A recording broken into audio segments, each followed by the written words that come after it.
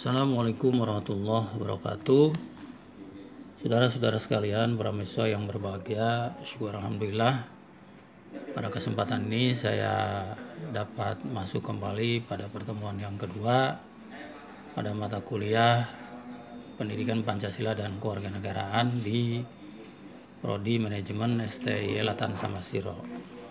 Sebagaimana yang telah saya janjikan, pada pertemuan kedua ini saya akan menyampaikan tentang materi PPKN ini, dan salah satu judul yang ingin saya sampaikan adalah tentang pertumbuhan paham kebangsaan. Pertumbuhan paham kebangsaan ini tentu saja kawan-kawan sekalian adalah paham yang terkait dengan nilai-nilai Pancasila, bahwa sesungguhnya nilai-nilai Pancasila itu telah tumbuh dan berkembang sejak zaman kerajaan yang ada di Indonesia, mulai dari Kerajaan Sriwijaya, Kerajaan Majapahit, ya, bahkan kerajaan-kerajaan Islam yang ada di Indonesia, dari Kerajaan Pasai, Kerajaan Demak, dan lain-lain. Kawan-kawan sekalian, dalam perspektif sejarah tentang paham kebangsaan, saya buat skema itu dibagi ke dalam dua bagian atau dibagi ke dalam dua fase, yaitu era Indonesia Lama dan era Indonesia Baru. Era Indonesia Lama ini tentu saja antara tahun 400 sampai 1945. Nah, era Indonesia Lama ini tentu saja adalah sebuah masa yang ada sebelum era kemerdekaan, yaitu sebelum tahun 45. Dimulai dari tahun 400 sampai 1945. Yang pertama, pas Indonesia Lama ini adalah pada masa kerajaan sebelum Kerajaan Sriwijaya atau masa pra Sriwijaya, ya, yaitu Kerajaan Kutai, ya. Kerajaan Kutai ini tentu saja berlangsung dari tahun 400 sampai sampai tahun 671. Kerajaan Kutai ini adalah, kalau sekarang itu di mana Kutai itu adalah di Kabupaten Kutai Kartanegara, yaitu di Kalimantan, yang dimana kalau dalam dunia olahraga ada klub sepak bola namanya Putra Kukar, ya. Itu adanya di Kutai Kartanegara. Saudara-saudara sekalian, yang kedua adalah masa Kerajaan Sriwijaya. Ini berlangsung dari tahun 671 sampai 1183, ya. Kerajaan Sriwijaya ini tentu saja bertempat di Palembang, ya. Palembang itu ibu kota Sumatera Selatan. Yang ketiga adalah era Majapahit, ya, dari tahun 1293 sampai 1518. Kerajaan Majapahit tentu saja adalah kerajaan yang berpusat di Jawa, yaitu tepatnya di Jawa Timur, ya. Kawan-kawan sekalian, setelah masa-masa kerajaan, kita berkembang ke masa berikutnya, itu masa VOC. VOC itu adalah sebagai organisasi perdagangan dari kolonialisme Belanda, ya. VOC itu kepanjangan dari Verenigde de Oost-Indische Compagnie, ya. Itu berlangsung dari 1602 sampai 1800, ya. Nah, setelah era perdagangan VOC, kemudian kita juga memasuki era Hindia Belanda. Era Hindia Belanda ini adalah era kolonialisme Belanda setelah masa VOC. Kemudian terjadi permasalahan internal, terjadinya korupsi dan lain sebagainya, lalu kemudian diambil alih oleh pemerintah Jepang, yaitu era masa Hindia Belanda. Jadi resmilah pada antara tahun 1800 sampai 1942 penjajahan Belanda dimulai di Indonesia selama kurang lebih 350 tahun atau 3,5 abad. Setelah era kolonialisme Belanda selesai, kemudian ada juga era pendudukan Jepang. Ini Jepang ini hanya sebentar saja, yaitu hanya 3,5 tahun, yaitu antara tahun 42 sampai 1945. Nah, itu kawan-kawan sekalian yang disebut dengan fase Indonesia lama. Dari zaman kerajaan sampai sebelum kita merdeka tahun 1945. Fase atau era yang kedua yaitu fase Indonesia baru. Fase Indonesia baru ini dimulai sejak kita merdeka tahun 45 sampai sekarang ya. Sekarang adalah Orde Reformasi, di mana kita telah mengalami beberapa kali pergantian kepemimpinan nasional di era reformasi ini, mulai dari Gus Dur, kemudian Megawati, kemudian Susilo Bambang Yudhoyono, dan sekarang adalah eranya Presiden Joko Widodo.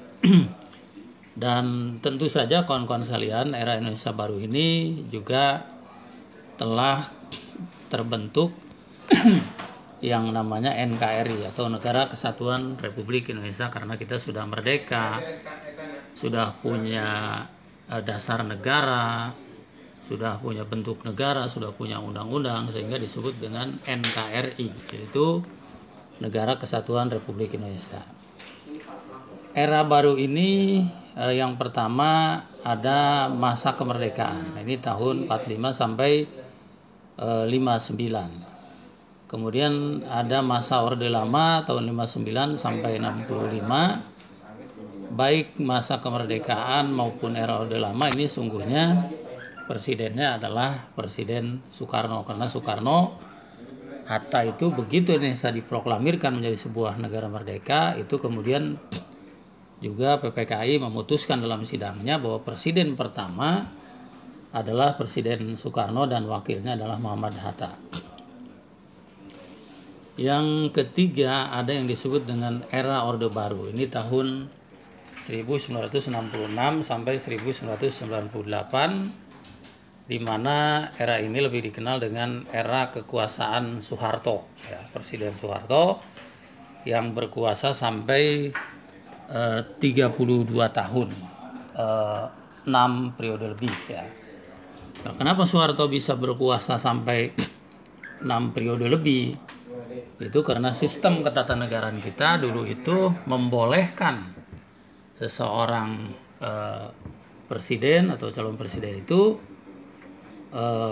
memenuhi masa jabatannya itu dalam beberapa kali periode. Tetapi dalam Orde Reformasi, masa jabatan presiden itu, bahkan masa jabatan gubernur, bupati, wali kota, itu maksimal 2 periode.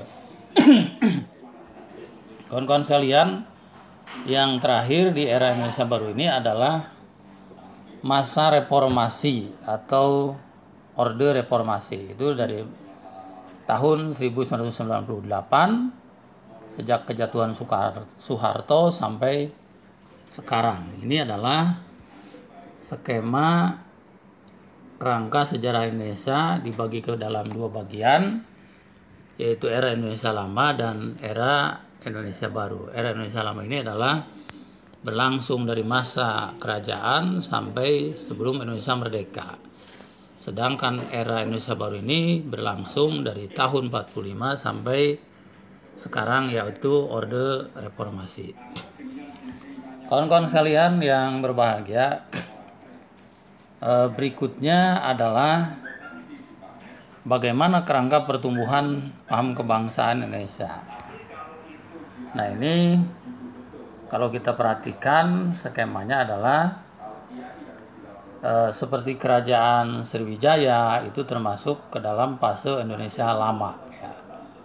Pada masa kerajaan Sriwijaya itu, seperti dari awal yang tadi saya sampaikan, bagaimana nilai-nilai Pancasila itu telah ada, tumbuh dan berkembang. Dari di era Sriwijaya itu ternyata persemaian benih-benih nilai Pancasila itu sudah ada, sudah tumbuh dan berkembang. Misalnya adalah tentang religiusitas. Religiusitas itu adalah keagamaan ya, kemudian humanisme, humanisme itu kemanusiaan, kemudian persatuan, kerakyatan, dan keadilan sosial. Itu sudah tumbuh dan ada sejak era Sriwijaya. Kemudian yang berikutnya, bagaimana pada masa kolonialisme Belanda, terutama masa POC, ya, perdagangan, organisasi perdagangan dari Belanda, itu ternyata ada perubahan yang tentu saja terbalik, ya. Tatanan nilai-nilai Pancasila itu yang dibangun oleh kerajaan Sriwijaya, oleh Majapahit, dan kerajaan-kerajaan lainnya, itu kawan-kawan sekalian hancur oleh kejahatan kolonialisme. Kenapa hancur? Karena kita tahu bahwa bagaimana para penjajah kolonialisme itu menggunakan politik adu domba dan lain sebagainya, sehingga nilai-nilai Pancasila seperti nilai persatuan, nilai kemanusiaan, dan lain sebagainya itu hancur alias tidak tumbuh dan berkembang lagi. Nah, kawan-kawan sekalian, setelah masa POC ini kita juga mengenal bagaimana lahirnya era kebangkitan nasional, yaitu lahirnya organisasi Budi Utomo. Itu tanggal 20 Mei 1908. Nah, di era ini sampai kepada peristiwa Sumpah Pemuda pada tanggal 28 Oktober 1928, itu revitalisasi paham kesadaran kebangsaan dan persatuan Indonesia. Jadi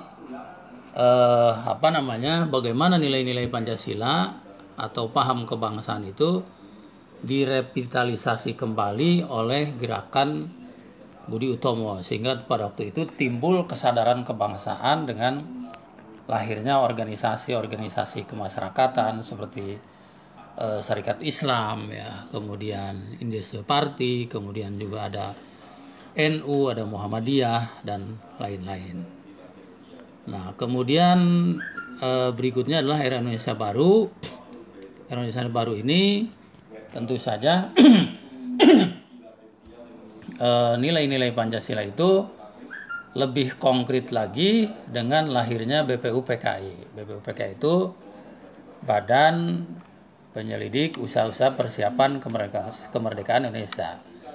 Dan setelah itu lahirlah PPKI, dan kemudian pada tahun 1945 kita menjadi sebuah negara yang merdeka setelah diproklamirkan oleh Soekarno-Hatta.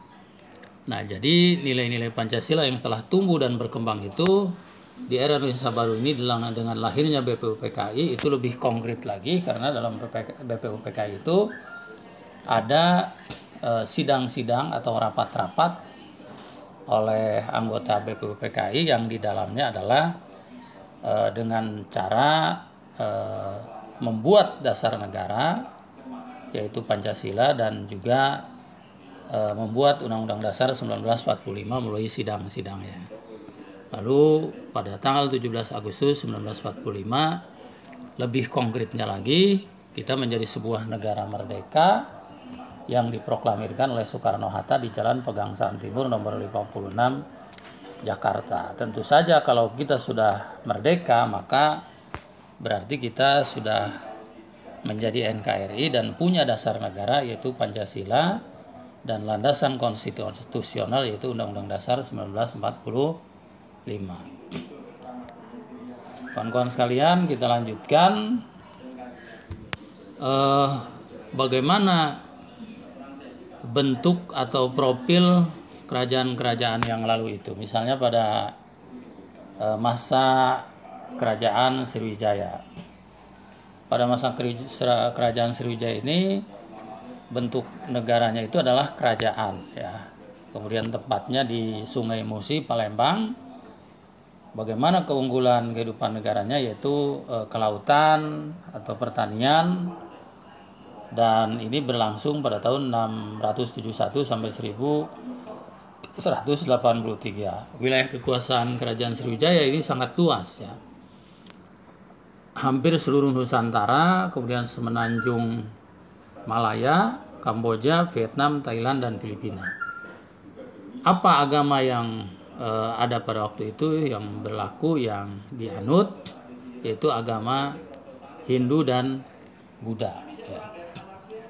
Salah satu pusat pengajaran agama Buddha terbesar di India, ya. Jadi agamanya adalah Hindu dan Buddha. Bahkan pada masa kerajaan Sriwijaya ini, kawan-kawan sekalian, kita sudah melakukan hubungan internasional, diantaranya melakukan hubungan bilateral dengan kekhalifahan Islam di Timur Tengah, yaitu Suriah pada masa Khalifah Umar bin Abdul Aziz. Nah, ini tahun 718 seorang Raja Sriwijaya, Sri Indrawarman, bahkan sampai masuk Islam karena pengaruh dari hubungan bilateral dengan kerajaan Islam yang ada di Timur Tengah. Lalu berubahlah keyakinannya dari agama Hindu menjadi penganut Islam. Yang kedua, bagaimana konteks kebangsaannya?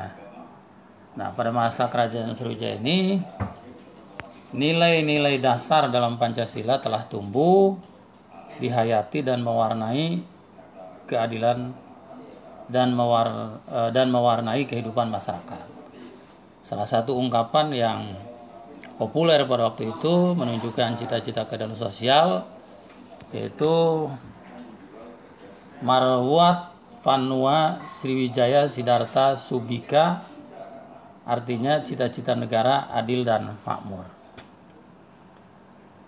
Nah, bagaimana prestasinya pada masa kerajaan Sriwijaya itu, yaitu berhasil mewujudkan kedaulatan dan persatuan bangsa dan negara. Diakui oleh negara-negara lain, kemudian juga memiliki pemerintahan, kerajaan tadi, toleransi beragama sudah cukup baik, bahkan keadilan dan kesejahteraan bagi rakyatnya itu sudah ada di era kerajaan Sriwijaya. Nah, berikutnya kawan-kawan sekalian, pada era kerajaan Majapahit.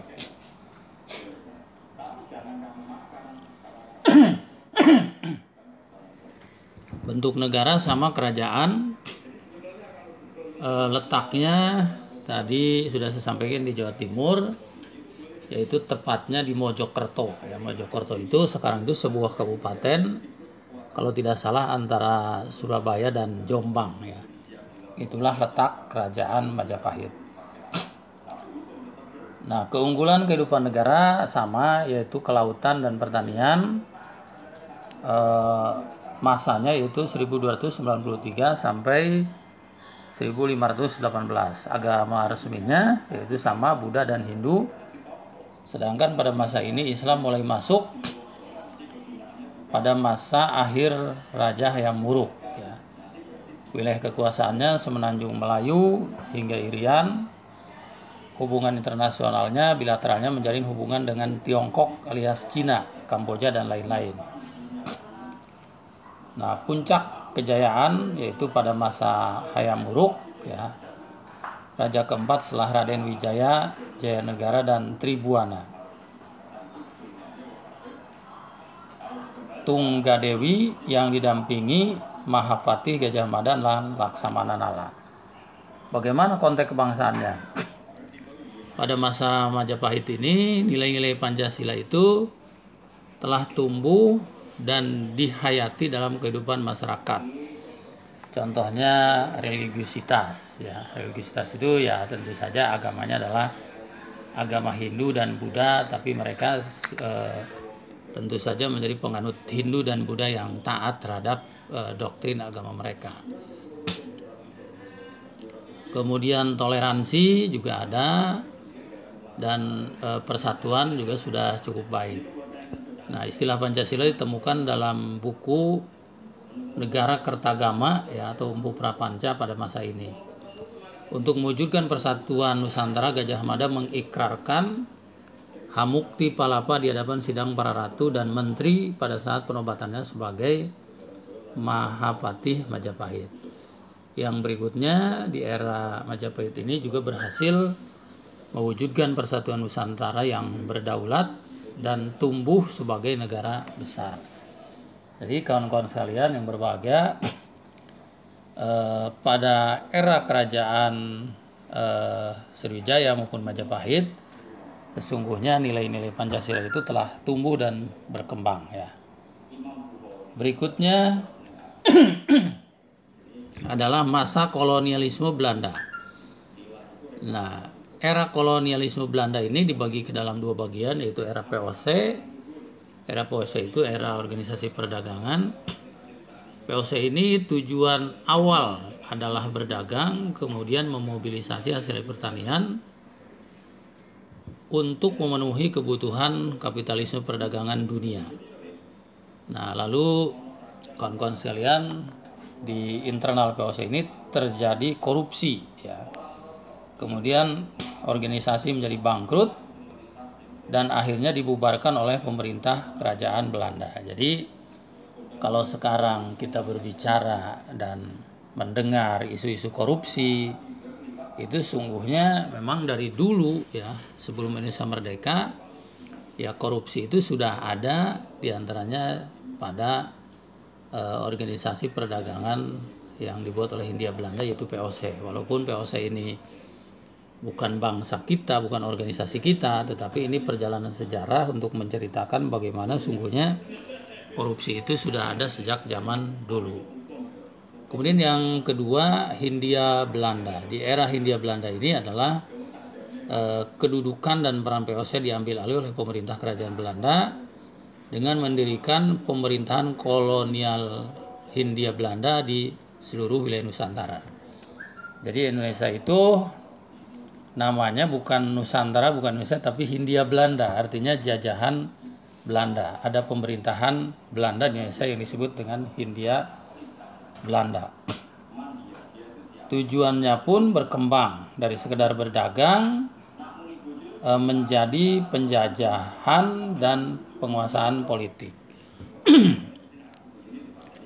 Nah, dari era VOC dan era Hindia Belanda ini, bagaimana dampak politik kolonialisme terhadap kondisi bangsa Indonesia pada waktu itu? Yang pertama, kedaulatan negara warisan Majapahit dan Sriwijaya itu hilang.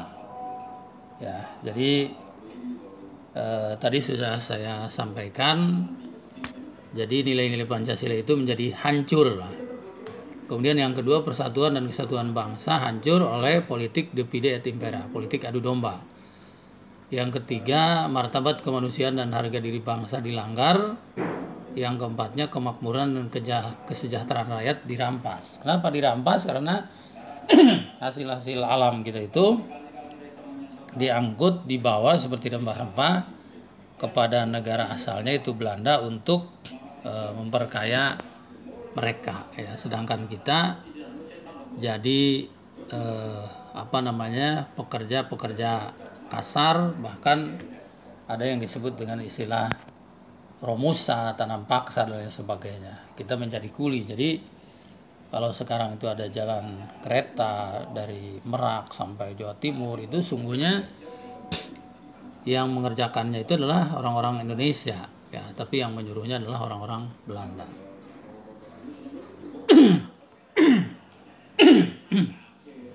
Berikutnya kawan-kawan sekalian, masa kebangkitan nasional dan persatuan Indonesia. Nah, tadi ini sudah saya singgung. Nah, kenapa kemudian Indonesia ini bangkit ya? Ini ada latar belakang internal dan eksternal. Latar belakang internalnya yaitu ternyata penderitaan rakyat secara kolektif akibat dari penjajahan Belanda ya, kemudian perasaan senasib, sepenanggungan dan seperjuangan itu betul-betul menjadi momentum bagi bangsa kita untuk bersatu dan bangkit. Kemudian yang kedua, ternyata perlawanan di berbagai daerah ya oleh kerajaan-kerajaan itu terhadap Belanda secara sporadis itu mengakibatkan kegagalan dan selalu kalah. Kemudian yang ketiga, ternyata putra-putra Indonesia itu semakin banyak yang belajar ke Eropa dan kemudian mengenal cara-cara modern berorganisasi dan berjuang. Nah, latar belakang eksternalnya, yang pertama, desakan kaum liberal di Eropa memaksa pemerintah kerajaan Belanda menjalankan politik etis untuk rakyat di Hindia Belanda. Jadi di internal kolonialisme Belanda itu ada sebuah kelompok yang namanya kelompok liberal yang mendesak supaya pemerintah kerajaan Belanda itu menjalankan politik etis. Politik etis itu adalah politik balas budi, ya, supaya bangsa Indonesia ini ya betul-betul diperhatikan segala macamnya supaya menjadi negara yang maju dan berkembang. Kemudian yang berikutnya, kebangkitan nasional. Tumbuhnya kesadaran berbangsa dan bersatu di kalangan masyarakat terdidik dan pejuang bangsa untuk melakukan perlawanan terhadap kolonialisme Belanda melalui cara-cara modern. Jadi Indonesia ini kemudian bangkit, ya. Kenapa bangkit? Ya karena memang ada kesadaran untuk bersatu, ya, untuk melakukan perlawanan terhadap kolonialisme Belanda dengan cara-cara modern, ya, menekankan pada bidang sosial, pendidikan, organisasi perlawanan. Di era ini diawali dengan berdirinya organisasi Budi Utomo 20 Mei 1908 yang kemudian dalam perkembangan berikutnya kita mengenal dengan Sumpah Pemuda, ya, era kebangkitan nasional. Nah, ini ada beberapa urutan dari kebangkitan nasional menuju kemerdekaan Indonesia. Nah, era kebangkitan nasional ini, kawan-kawan sekalian, adanya organisasi Budi Utomo, kemudian strategi perlawanan diperbarui dengan cara pendidikan dan membangkitkan kesadaran kebangsaan dan persatuan. Jadi perlawanan itu tidak mesti dengan angkat senjata dan berperang, tetapi dengan cara memajukan bidang pendidikan dan lain-lain. Kemudian ada era Sumpah Pemuda pada tanggal 28 Oktober 1928, pemuda bersumpah dengan mengatakan satu tanah air, satu bangsa, dan satu bahasa. Dan berikutnya adalah era proklamasi kemerdekaan, di mana pada tanggal 17 Agustus 1945 dibacakanlah teks naskah proklamasi oleh Soekarno-Hatta. Kami bangsa Indonesia dengan ini menyatakan kemerdekaan Indonesia. Hal-hal mengenai pemilihan kekuasaan dan lain-lain diselenggarakan dengan cara seksama dan dalam tempo yang sesingkat-singkatnya. Jakarta, 17 Agustus 1945. Atas nama bangsa Indonesia, Soekarno-Hatta. Nah, setelah itu jadilah Indonesia menjadi sebuah negara merdeka dengan presiden yang pertama itu Soekarno-Hatta dan dasar negara yaitu Pancasila. Walaupun Pancasila waktu itu terjadi perdebatan, kita mengenal yang disebut dengan Piagam Jakarta, di mana pada sila pertama ada tambahan 7 kata dengan kewajiban menjalankan syariat Islam bagi pemeluk-pemeluknya. Kemudian para pendiri bangsa itu atas dasar semangat nasionalisme, semangat persatuan, akhirnya kemudian menyetujui 7 kata dalam sila pertama itu dihilangkan dalam rangka mengakomodir keinginan saudara-saudara kita yang non-muslim dari Indonesia bagian timur yang mengancam akan memisahkan diri jika 7 kata itu tidak dihilangkan.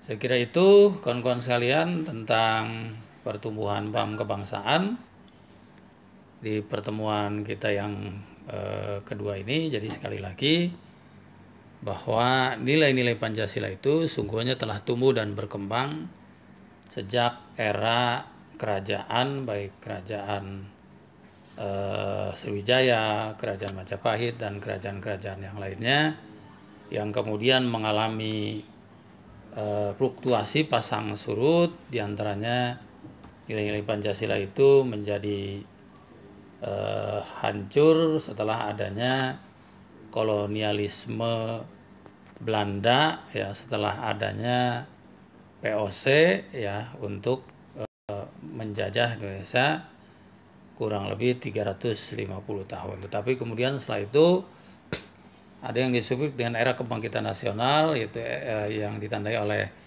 lahirnya organisasi Budi Utomo, di mana nilai-nilai Pancasila dan kesadaran kebangsaan itu telah tumbuh kembali, berkembang karena banyaknya putra-putri Indonesia yang belajar di luar negeri, yang mengubah cara perjuangan ini dengan cara memajukan dunia pendidikan dan lain-lain. Di situ lahir Budi Utomo, bahkan kemudian lahir NU, lahir Muhammadiyah, dan Syarikat Islam, serta organisasi-organisasi yang lainnya. Saya kira itu. Terima kasih di pertemuan yang kedua ini. Kurang lebihnya mohon maaf. Assalamualaikum warahmatullahi wabarakatuh.